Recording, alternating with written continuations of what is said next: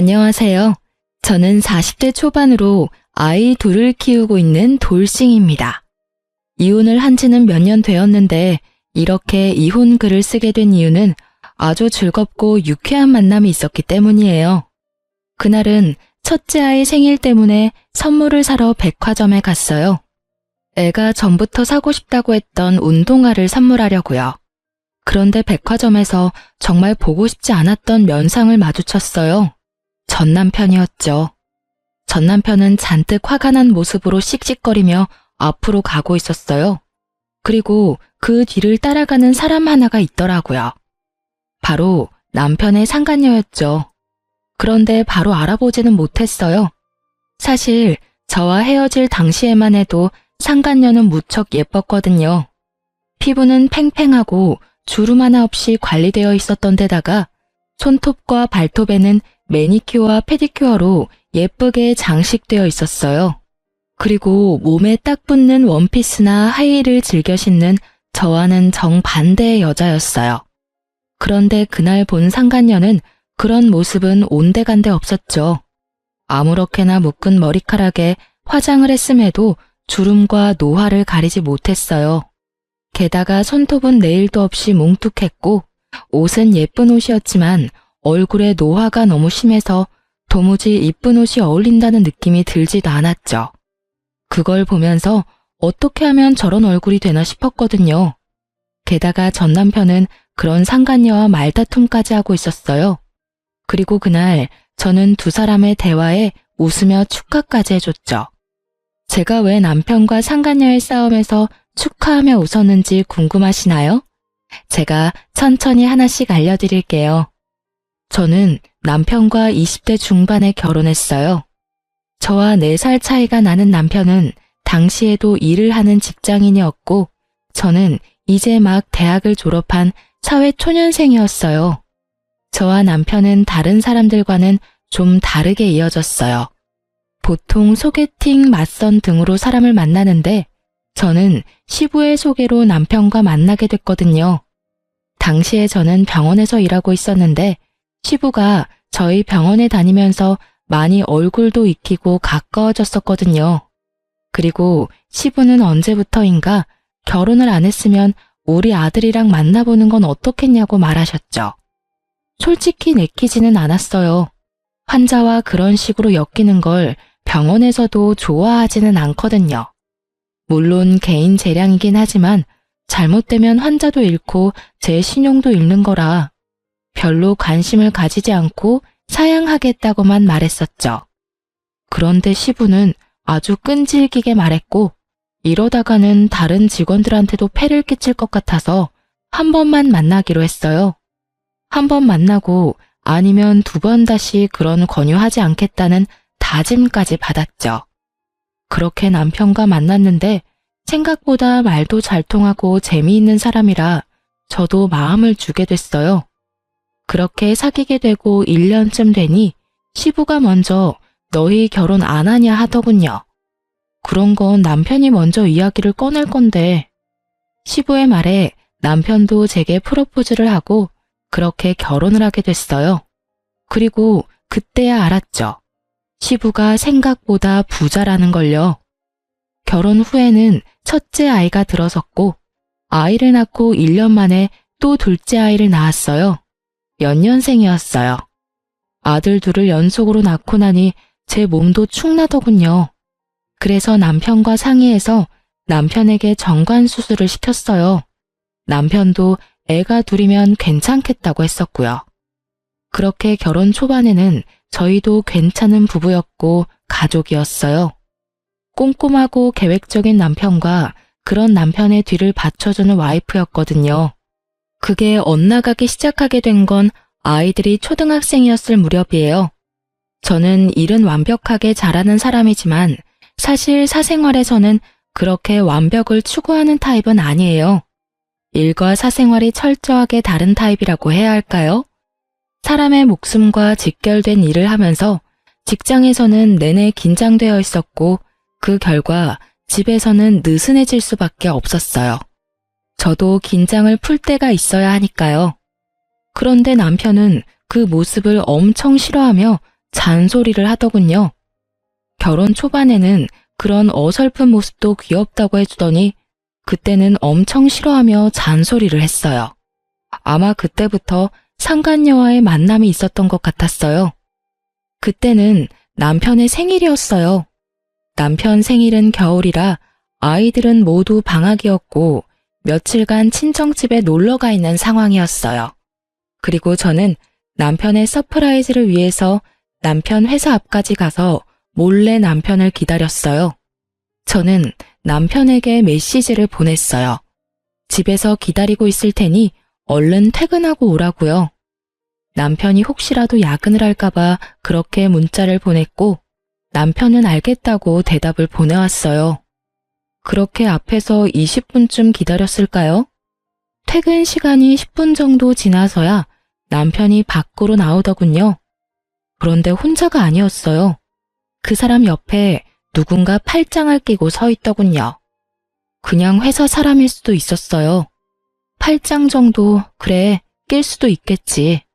친한 사이면 그럴 수도 있겠지 하며 애써 생각했는데 그 뒤의 모습은 그런 생각을 깡그리 날려버렸어요. 그 여자가 남편의 얼굴을 쓰다듬더니 뺨에 뽀뽀를 하더군요. 정말 기분이 순식간에 추락하는 걸 느꼈어요. 너무 흥분해서 아무 생각이 들지 않던 저는 그 모습을 보고 그제서야 폰으로 두 사람의 모습을 촬영하기 시작했어요. 그 두 사람은 남편의 차를 탔고 같이 나가더군요. 충격받은 저는 집으로 와서 앞으로의 일을 생각했어요. 한 번의 실수라고 빌고 또 빌면 그래, 용서가 가능할 거야. 애써 이룬 내 가정을 깨트리고 싶지 않았어요. 제대로 확인이라도 해보고 나서 남편에게 따지자. 이런 생각으로 가득했던 저는 그 뒤에 사람을 시켜서 상간녀의 뒤를 캤어요. 물론 그렇게 하면 안 된다고 생각은 했지만 바람피는 남편 뒤를 캐는 게 쉬운 일이 아니더라고요. 그렇게 상간녀에 대해서 알게 된 저는 남편 몰래 상간녀를 만나러 갔어요. 이미 두 사람의 불륜 사진을 잔뜩 받아서 두 사람 사이가 불륜이라는 건 알고 있었어요.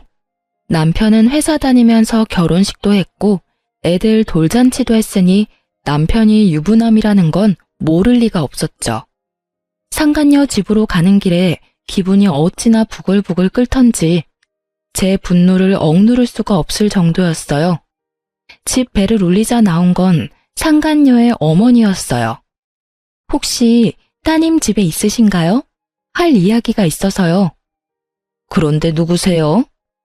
따님이 만나고 있는 남자 와이프예요. 그 말에 상간녀 엄마의 얼굴이 확 굳었어요. 그리고는 상간녀가 없다고 하더군요. 없으면 어쩔 수 없네요. 회사에서 이야기하는 수밖에요. 그 말에 상간녀 엄마가 흠칫하더니 돌아서는 제 옷을 붙잡고 들어오라고 하더군요. 들어가니 상간녀가 무척이나 태연하게 소파에 앉아서 TV를 보고 있었어요. 저 알죠? 피해서 다니려면 얼굴도 익혔을 테니까요. 알아요. 그런데 여긴 왜 왔어요? 따져야 될 사람은 내가 아니라 그쪽 남편이겠죠. 내가 누구한테 따지건 그쪽이 관여할 일은 아니죠.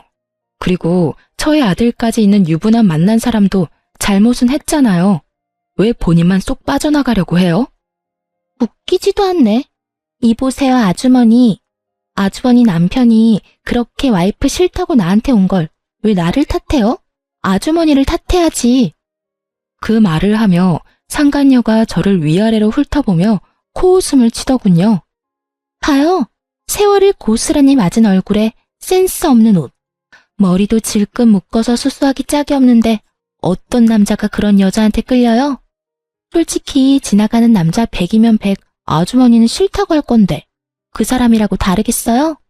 그걸 지금 말이라고 해요? 아주 당당하네. 따님을 어떻게 가르쳤으면 불륜을 저지르고도 본처한테 이렇게 당당한 사람으로 키운 거죠? 어머니라면 딸이 잘못된 길로 가려 한다면 말렸어야죠. 우리 애가 뭐가 잘못했어요? 아니, 막말로 우리 딸 혼자서 좋아서 불륜이 됐겠냐고. 그쪽 집 남편도 우리 딸 좋아하니까 그렇게 됐겠지. 그럼 당신이 남편 단속을 잘하던가. 남편 잡아두지도 못하면서 어디 와서 본처 행세야? 자기 모자란 건 생각도 않고 여기 와서 남의 딸한테 뭐라 하는 건지. 당신 여기 온 거 당신 남편이 알고 있어요? 가족들이 단체로 쓰레기네. 딸이 상간녀가 된 게 뭐가 잘못이냐고 할 정도면 그래, 상간녀 되고 싶으면 그렇게 해. 그런데 나 이혼 절대 안 해줄 거야. 둘이서 몰래 만나든 대놓고 만나든 알아서 해. 그런데 그거 알지? 내가 이혼 안 해주면 너는 행복한 상간녀 되는 거고 나는 불행하지만 권리는 다 가진 본처 되는 거야.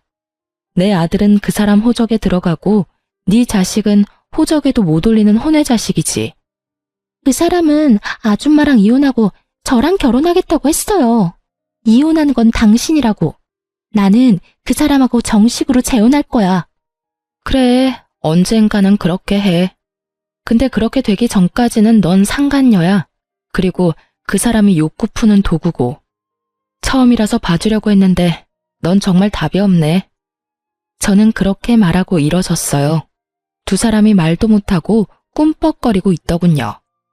잘해봐 어디. 나는 절대로 손해보고는 안 뺏겨. 내가 여자로서 불리하긴 하지.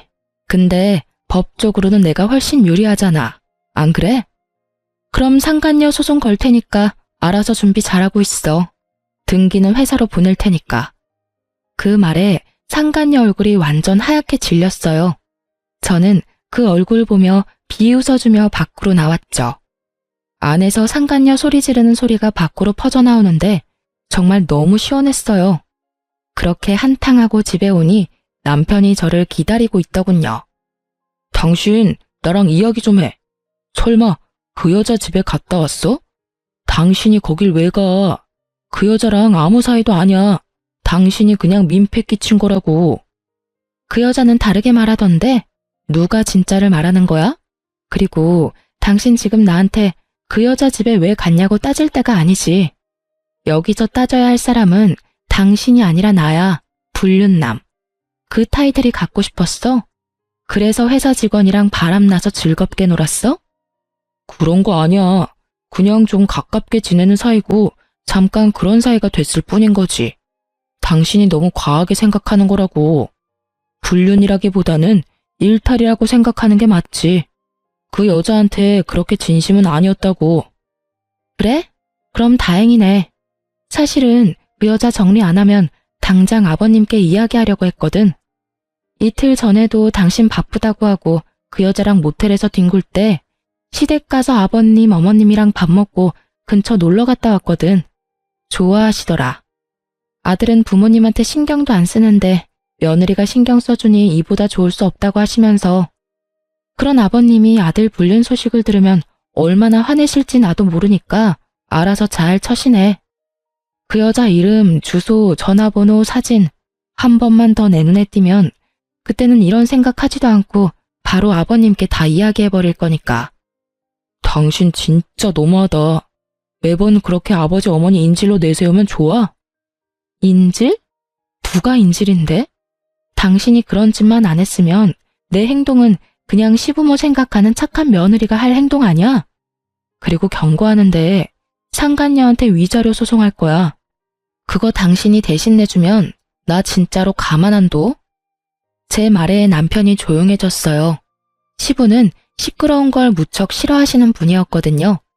물론 그보다 더 큰 이유는 우리 집 재정의 거의 대부분을 시부에게 의존하고 있다는 사실 때문에 남편은 시부를 거스를 수가 없는 거예요. 결국 남편은 상간녀를 정리하기로 했어요. 제가 보는 앞에서 두 사람은 헤어지기로 하고 각서를 쓰고 확답까지 받았어요. 그렇게 표면적으로는 평화가 찾아왔지만 남편은 여전히 저를 피하고 있었어요. 저도 남편에 대한 신뢰가 바닥나 버렸어요. 집안은 내내 아슬아슬하게 굴러갔어요. 그래도 가정은 지켜냈다는 생각은 들었어요. 그 이후로 저는 상간녀에게 위자료 소송을 걸었어요. 등기는 회사로 보냈죠. 그 등기에 회사에서 한바탕 난리가 났다고 하더라고요. 저야 신경 쓸 일 아니죠. 열어보지 않는 한 남편 이름이 나오는 것도 아니고 말이죠. 자폭해서 남편에게 달려가서 소리라도 친다면 더 속이 시원했을 텐데 그런 이야기가 나오지 않은 걸 보면 불륜남이 누구인지는 이야기 안 한 모양이에요. 결국 상간녀는 일을 그만뒀고 퇴사 후 퇴직금으로 제게 위자료를 줬어요. 그렇게 일이 일단락되는 듯 했는데 그 뒤로 남편의 행동이 수상하더군요. 꿍꿍이가 있는 모양인지 제가 한 집안일에 매번 트집을 잡고 그걸 이유로 화를 내기 시작했어요. 청소가 꼼꼼하지 못하다, 세탁이 위생적이지 못하다, 요리가 맛없다, 남편 내조를 안 한다. 아주 가지가지 내용으로 저를 트집 잡고 화를 냈어요. 저는 한 귀로 듣고 한 귀로 흘렸죠. 제가 못하고 있는 일이 아니었으니까요. 몇 년간의 부부 생활로 저도 어느 정도 집안일에 익숙해진 데다가 제가 못하는 부분은 한 달에 한 번 청소 도우미를 불러서 깔끔하게 정리까지 하는데 문제가 있을 리가 없었어요. 그런데도 남편은 무조건 트집을 잡아 문제를 만들기 시작했어요. 그리고 몇 달이 지나자 남편이 본심을 드러내더군요. 당신이랑 못 살겠어. 이혼해줘. 집안일이고 뭐고 다 내 마음에 안 든다고. 꼼꼼하지도 않고 깨끗하지도 않고 솔직히 이 집에 머물고 싶지도 않아. 구체적으로 어디가 어떻게 마음에 안 드는지 말해봐. 요리? 한식 자격증까지 따서 매일 다른 요리 해주는데 청소? 매일 청소기 돌리고 이틀에 한 번 걸레질하고 음식물 쓰레기도 매일 처리하는데 세탁? 흰 빨래, 검은 빨래, 속옷, 수건 다 따로 세탁하는데 어디가 문제인 건데? 셔츠에 바지까지 다 다림질을 해놓잖아. 그리고 한 달에 한 번 사람 불러서 대청소하고 어디가 문제냐고. 그러니까 내 마음에 안 든다고. 당신이 잘하고 못하고를 떠나서 이런 식으로 하는 거 마음에 안 든다고. 그냥 진짜 이유를 대. 당신 여전히 그 여자랑 정리 안 했잖아. 내가 모를 줄 알았어? 눈만 가리면 다 가리는 줄 알았지? 그 여자 퇴사하고 나가면 내가 모를 줄 알았어? 당신이 이상하게 트집 잡을 때 벌써 상간녀 뒷조사 다 했거든? 재미 잘 봤더라. 자식 새끼들 놔두고 젊은 년이랑 바람피니까 회춘하는 기분이디? 이혼? 이혼하고 싶으면 당신이 아버님한테 허락받아. 그러면 이혼해 줄 테니까. 그 여자가 그렇게 마음에 들면 데리고 와서 이야기하라고. 나 대신 그 여자가 더 젊고 예쁘고 능력 있어서 같이 살고 싶다고. 당신이 직접 아버님한테 말하라고. 그 정도도 못하는 거면 내가 이혼은 왜 해줘? 저는 이번에도 시부를 입에 올렸고 애석하게도 이번에는 남편에게 통하지 않았죠. 남편이 제 집안일을 트집 잡은 건 제게 흠을 만들어 어떻게든 잘 빠져나가 보려고 했던 거니까요. 그 흠을 시부에게 말하면 이혼을 허락받을 수 있다고 생각했던 것 같아요. 남편이 당당하게 말하더군요. 같이 시댁으로 가서 아버지한테 이야기하자고요. 너 진짜 후회 안 할 자신 있어? 이혼하고 그 여자랑 재혼하는 거 잘 생각해 보라고. 그 여자 어떤 면이 좋았는지는 모르겠지만 결혼과 연애는 달라. 그렇다고 이 마음을 숨기고 살고 싶지는 않다고. 그 말에 저는 바로 결정했어요. 이런 놈 데리고 사느니 그냥 놔버리는 게 낫다고요. 그런데 쉽게 놔줘버리면 둘이서 하하호호 할 텐데 그건 너무 싫었거든요. 그래서 저는 남편에게 말했어요. 그래, 가자. 시댁으로 가. 가서 당신이 다 말하고 이혼 허락 받아. 솔직하게 말해서 이 결혼 아버님이 노력해서 한 결혼이야. 그분 속이고 싶지 않으니까 당신이 직접 말해. 결국 남편과 저는 시댁으로 향했어요. 시부는 아무것도 모른 채 갑자기 들른 아들 내외를 무척 반갑게 맞아주셨죠. 아이고, 우리 며느리 왔어? 자, 어여 이리 와서 앉아. 뭐 먹을래? 오늘 며느리 왔으니 그저께 만들어둔 식혜 먹을까? 그렇잖아도 너한테 주려고 만들어놨지. 아버님의 말씀이 끝나기가 무섭게 남편이 말을 꺼냈죠. 아버지, 드릴 말씀 있어요. 저 이혼하고 싶습니다. 그 말에 시부 얼굴이 딱 굳더군요. 놀란 시모도 식혜를 식탁에 내려놓다가 멍하니 서 있고요. 이게 무슨 날벼락인가 싶은 표정이더라고요. 무슨 헛소리야? 너희가 왜 이혼을 해? 아버님, 이 사람 만나는 여자가 있어요. 벌써 오래됐어요. 1년은 넘었으니까요. 남은 여생은 그 사람이랑 함께 살고 싶다고 해요. 제가 하는 일들은 다 마음에 들지 않는다고 하니 제가 어찌할 도리가 없어요. 뭐? 여자? 너 이놈의 새끼, 너 며느리 놔두고 바람을 폈어? 이런 정신 나간 놈을 봤나? 아버지도 그 여자 보시면 마음에 드실 거예요. 와이프보다 착하고 예쁘고 뭐든 다 잘하는 여자예요. 솔직하게 말해서 이제 와이프한테는 마음이 생기질 않아요. 네가 애야? 결혼이 뭔지 모르고 결혼했어? 법적으로 부부가 되는 게 결혼이야. 그걸 일방적으로 망쳐놓고 네가 이혼을 이야기한다고? 답도 없는 놈. 그러니까 아버지, 한 번만 만나봐 주세요. 와이프보다 훨씬 나은 사람이고 아버지 마음에 들지도 모르잖아요. 나는 만나고 싶은 마음 없다. 그리고 이혼 이야기 나한테 꺼내지도 마. 며느리 너도 이 이혼 원하는 게냐? 아버님, 이 사람 불륜 처음으로 알았을 때 한 번 용서해 줬어요. 그런데 또 그래요. 그리고 저는 이혼 안 해주겠다고 했는데 남편이 강하게 요구하고 있어서 이렇게 가족이 화목하지 않으면 아이들에게도 큰 영향이 갈까봐 두렵기도 하고요. 제 말이 끝나기가 무섭게 시댁 벨이 울리더군요. 그리고 남편은 버선발로 마중을 나갔어요. 상간녀였거든요. 그리고 등장한 상간녀의 모습에 시부모님과 저는 말을 잃었어요. 몸에 딱 붙는 원피스는 허벅지까지 훤히 보이도록 올라갔고 다리에 스타킹도 신지 않았는지 맨발로 들어오더군요. 게다가 손톱과 발톱에 형형색색 네일과 페디큐어는 예전에 제가 본 것보다 더 화려하고 무거워 보였고요. 그리고 거실로 들어오니 그녀의 몸에서 확 하고 짙은 향수 냄새가 풍겼어요.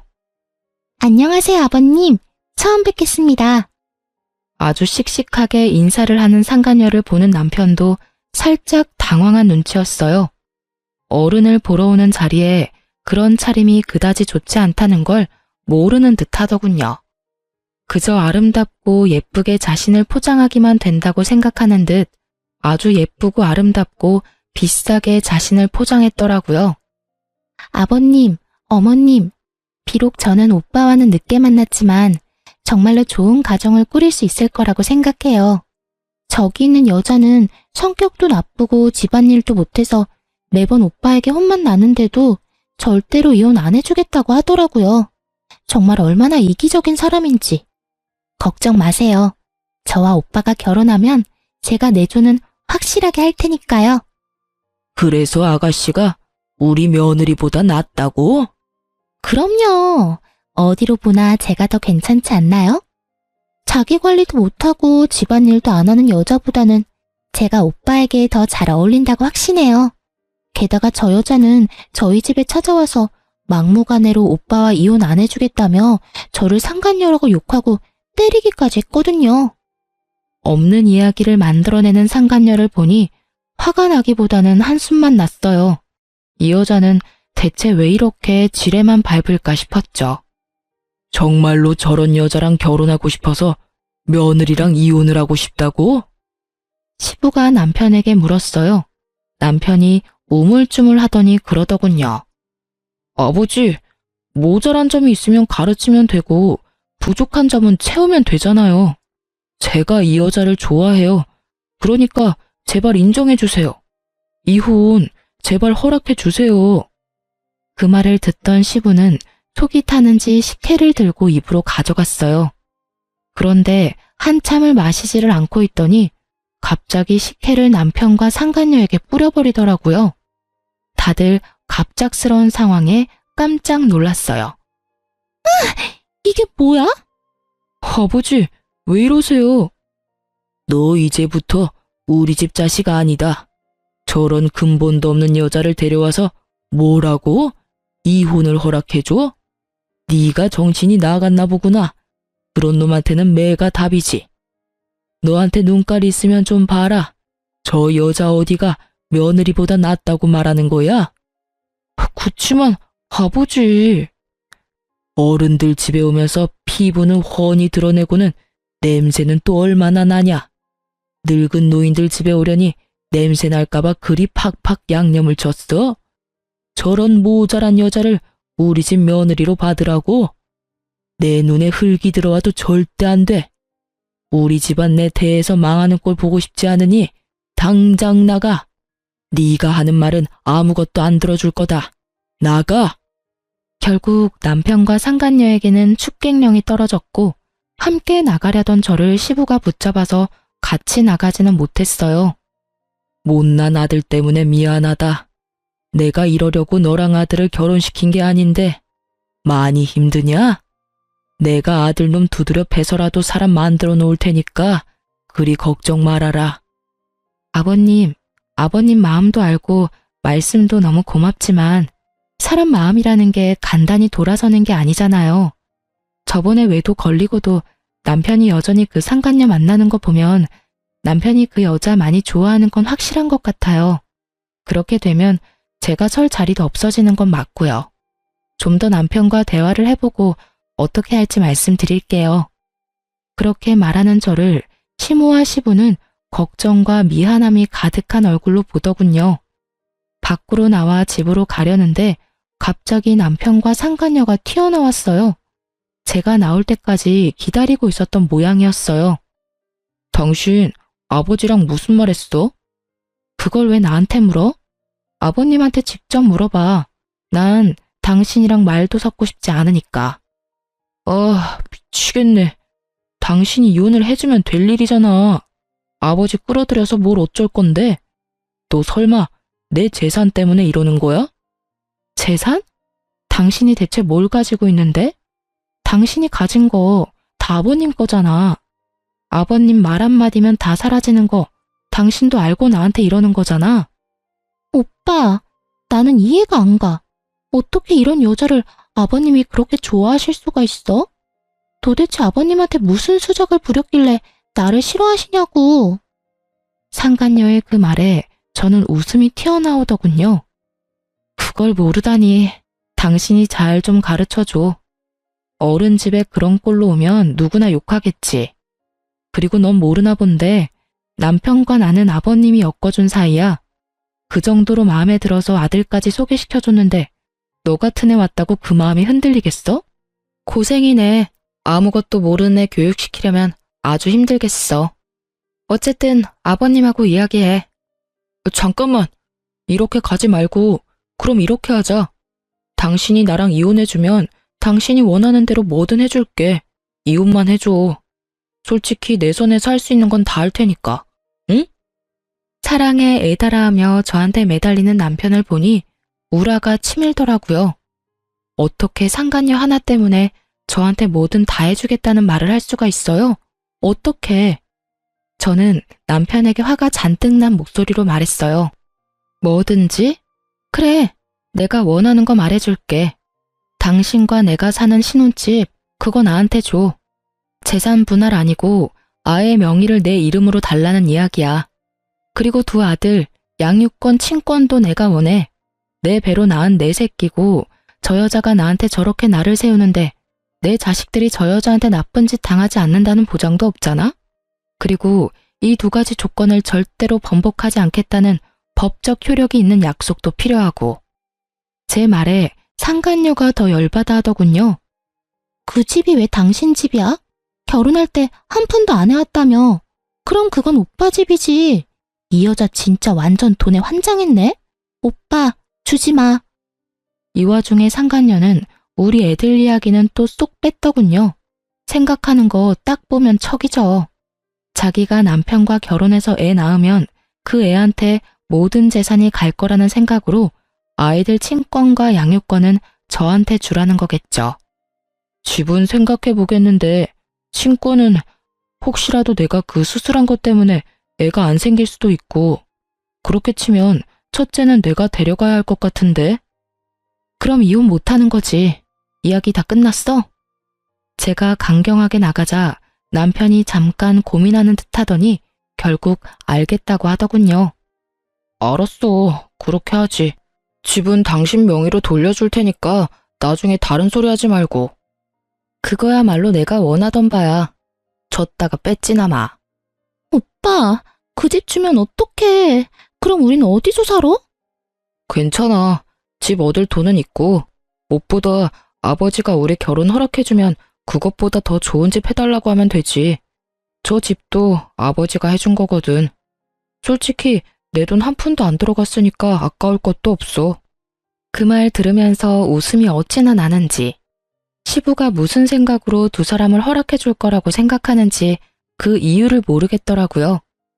첫 만남 자리에서 식혜까지 뒤집어쓰고 시부에게 호통까지 들었으면서 마지막까지 본인들의 행복한 미래를 낙관적으로 생각하는 게 너무 어이없었어요.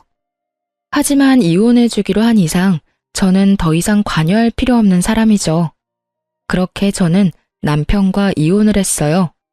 이혼하기 직전에 집 명의부터 옮기고 이혼하면서 아이들 친권도 제 앞으로 다 돌려놨어요. 남편과 제가 이혼한 후 전 남편은 홀가분한 마음으로 상간녀와 결혼을 하려고 시댁에 들렀다고 하더군요. 하지만 시부가 그 여자랑 결혼하면 집안 재산은 전부 사회 기증하겠다고 하니 두 사람 다 놀라서 물러갔다고 하더라고요. 시부에게 직접 들었거든요. 시부는 제가 이혼을 결심했다는 걸 알고서 한 번 시댁으로 부른 적이 있었어요. 그때 시부가 알려줬어요. 그놈이 제정신으로 돌아와서 너한테 다시 돌아온다고 하면 며느리 네가 받아줄 거냐? 아버님, 저는 그런 건 안 해요. 이미 떠난 마음이고 저하고는 끊어진 연이에요. 억지로 붙였다가 또 어떤 일이 벌어질지도 모르고요. 그냥 아이들이나 잘 키우면서 살고 싶어요. 그 말에 시부가 씁쓸하게 웃으며 말하더라고요. 그래, 그럴 것 같아서 내가 유언장을 좀 고쳐놨다. 그놈이 제정신 차리고 그 여자랑 안 만나고 있으면 내 재산 조금은 물려줄 것이고 여전히 그 여자랑 만나면 한 푼도 남기지 않겠다고 말이다. 그리고 대신 네 아이들, 내 손주들 앞으로만 유산 물려줄 생각이다. 그건 괜찮겠지? 아버님 재산이고 아버님 거예요. 이혼하고 떨어져 나간 며느리 자식들까지 신경 안 써주셔도 돼요. 아버님 돌아가시기 전에 다 쓰시고 가세요. 저는 그런 거 바라지도 않고 지금 받은 집만 있으면 일하면서 충분히 애들 키울 수 있어요. 내 돈, 내 마음대로 하는 거야. 그냥 너한테는 통보만 하는 거란다. 그리 알고 있어. 시부와 그렇게 대화를 나누었거든요. 전 남편은 상간녀와의 관계를 허락받지 못해서 지금은 직장 근처에 전세로 상간녀와 동거 형태로 살고 있다고 하더군요. 솔직히 결혼은 부모님 허락이 없어도 가능하지만 전 남편이 그렇게 하지 않은 건 시부가 가진 재산 때문일 거예요. 자기가 다 상속받을 건데 괜히 상간녀 비위 맞춰주겠다고 아버지 심기 거스르는 일은 안 하고 싶었던 모양이에요. 그게 화가 났는지 상간녀의 심기가 아주 불편했다고 하더군요. 이혼 후 그 소식 이후로는 전 남편과 관계된 어떠한 이야기도 듣지 못했어요. 솔직히 알고 싶은 마음도 없었고 알 필요도 없었죠. 저도 애 둘 키우며 일하랴 바쁜 사람이었으니까요. 저는 남편과 같이 살던 신혼집을 팔아버리고 친정 옆에 작은 집을 사서 아이들과 지냈어요. 그리고 여태 그 사람들 소식 알지도 못하다가 얼마 전에 두 사람을 보게 된 거고요. 그날은 아들들이랑 약속을 했거든요. 백화점에서 만나서 맛있는 거 먹고 멋진 옷도 사주겠다고요. 처음에 멀리서 볼 때는 누군지 못 알아보겠더라고요. 전 남편은 알아볼 수 있었는데 말이죠. 그렇게 예쁘고 동안에 패셔너블했던 상간녀는 최근 몇 년 사이에 완전히 망가져버렸더라고요. 주름살, 타버린 피부, 스트레스와 과로로 망가진 몸. 게다가 두 볼이 움푹하게 패여서 마치 노파 같더군요. 저는 두 사람 가까이로 갔어요. 그 사람들도 저를 못 알아보는 것 같더군요. 그럴 수밖에요. 저도 전 남편과 이혼하고 그동안 하지 못했던 피부 마사지나 나를 위한 선물을 자주 줬거든요. 예전처럼 늙고 수수한 아주머니가 아니니까요. 빨리 와. 당신은 도대체 집에서 하는 게 뭐야? 밥을 맛있게 못하는 거면 냉장고는 채워놔야 할 거 아니냐고. 게다가 매번 냉장고 정리도 안 돼서 곰팡이 핀 반찬들을 내가 봐야 해. 그치만 저도 일을 하잖아요. 항상 바쁜데 집안일까지 어떻게 하냐고요. 그런 말이 나한테 통할 것 같아? 그럼 애엄마는 어떻게 그걸 다 했는데? 당신 능력이 모자란 걸 직장 탓으로 돌리지 말라고. 내가 잘못했지. 어디서 아무것도 못하는 여자를 데려와서는. 이럴 거였으면 그때 그 여자랑 이혼을 안 하는 게 나았을지도 모르겠어. 무슨 그런 말을 해요? 나랑 사는데 불만이 있는 건 알겠지만 이렇게 살게 된 데는 당신 탓도 있다고요. 우리 사이에 애만 생겼어 봐. 그럼 시댁에서도 분명히 우리 사이 인정해주고 결혼해서 집도 마련해줄 건데 당신이 능력이 안 되니 애가 안 생기는 거잖아요.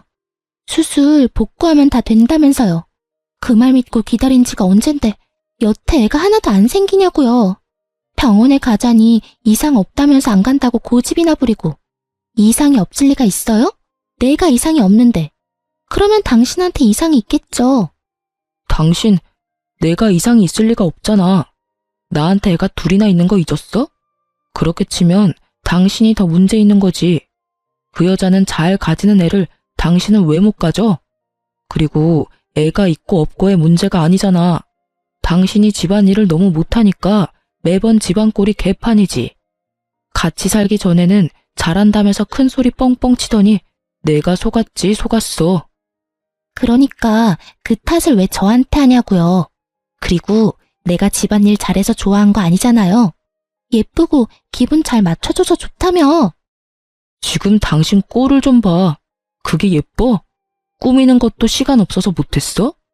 하긴 집안일 개판으로 해놓고 얼굴만 꾸미고 있었으면 더 열받았을 뻔했는데 차라리 그게 낫겠다.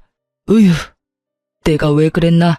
내가 왜 이혼을 하고 이 거지 같은 여자를 데려왔는지. 어휴. 두 사람 싸우는 걸 보니 참으로 웃기더군요.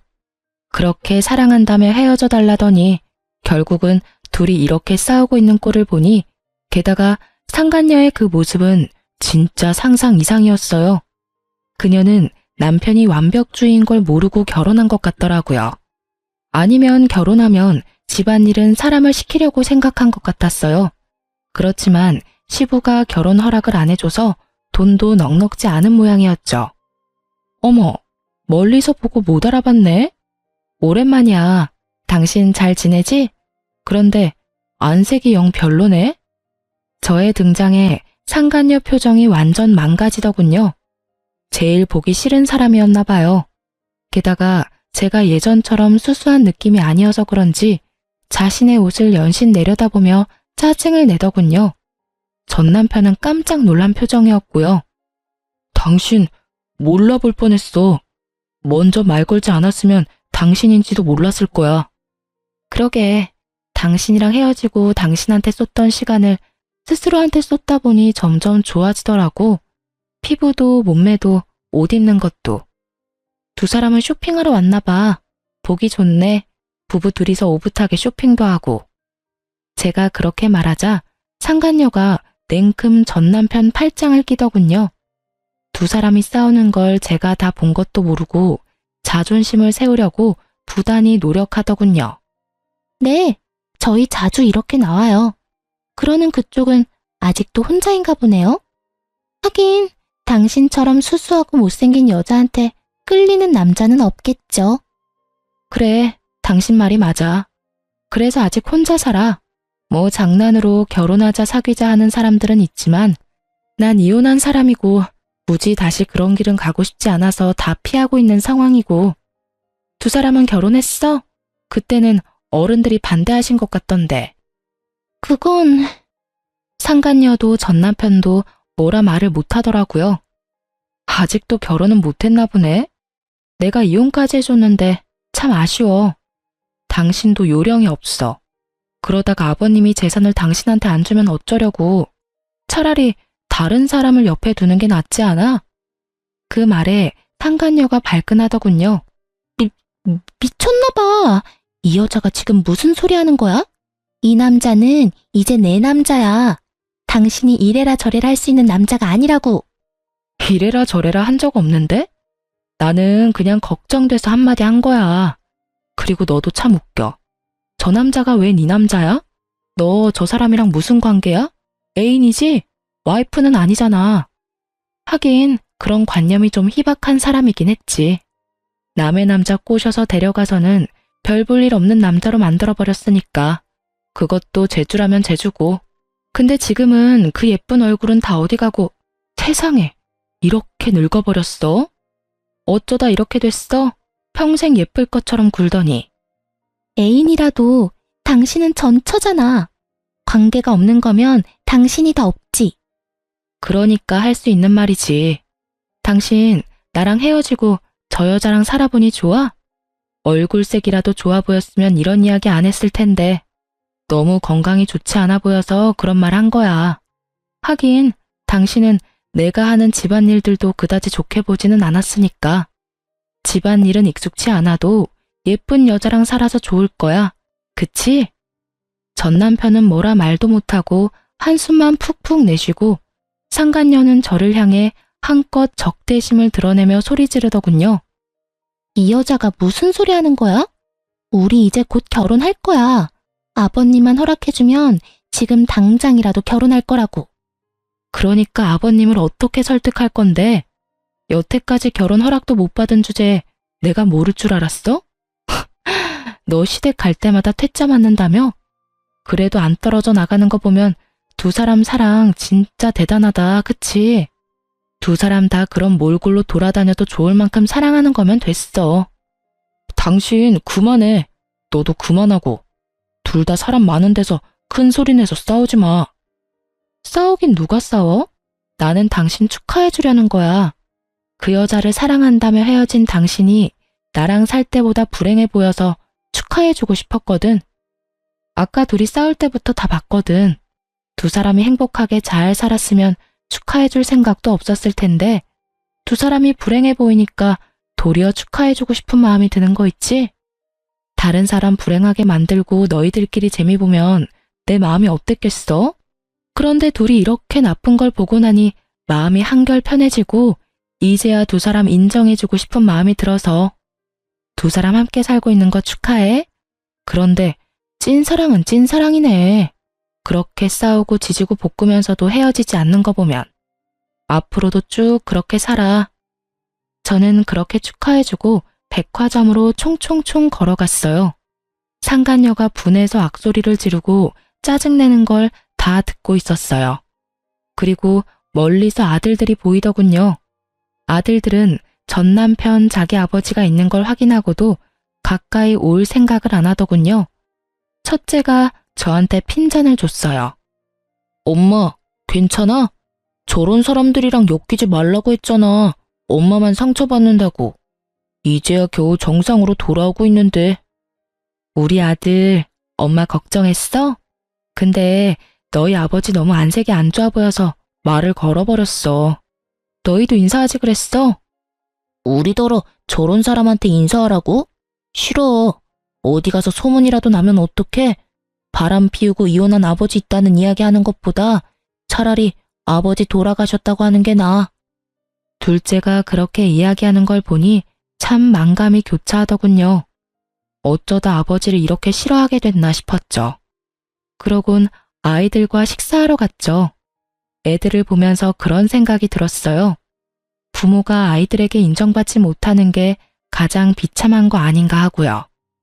본인은 그런 걸 모르고 있겠지만 그 뒤로 전 남편에게 전화가 간간히 왔지만 다 무시했어요. 어떤 이야기이든 저한테 도움되는 일은 아닐 테고 이렇게 이혼한 마당에 안부 인사하러 전화하지는 않을 테니 말이죠. 게다가 여태껏 연락 한 번 없다가 연락 오는 것도 수상쩍은 일이긴 하잖아요. 귀가 더럽혀지기 전에 차단한 거예요. 이혼 글을 쓰면서도 그때의 상간녀 모습이 떠오르네요. 예쁜 얼굴과 미모가 천년만년 갈 것처럼 굴던 상간녀가 완전히 망가져 있는 걸 보니 세월 앞에 장사 없다는 말이 실감나기도 했죠. 그 두 사람을 마주치고 나서는 아주 작게 남아있던 응어리도 싹 다 사라진 기분이 들었어요. 그래서 글을 쓰게 된 거고요. 제 글을 읽고 즐거우셨으면 좋겠어요. 저 정말 즐거운 마음으로 글을 썼거든요. 남의 눈에 눈물 나게 만들면 본인 눈에는 피눈물 난다는 걸 상간녀가 몸소 실천해줘서 참 기쁘고요. 읽어주셔서 정말 감사합니다. 그리고 즐거운 하루 보내세요.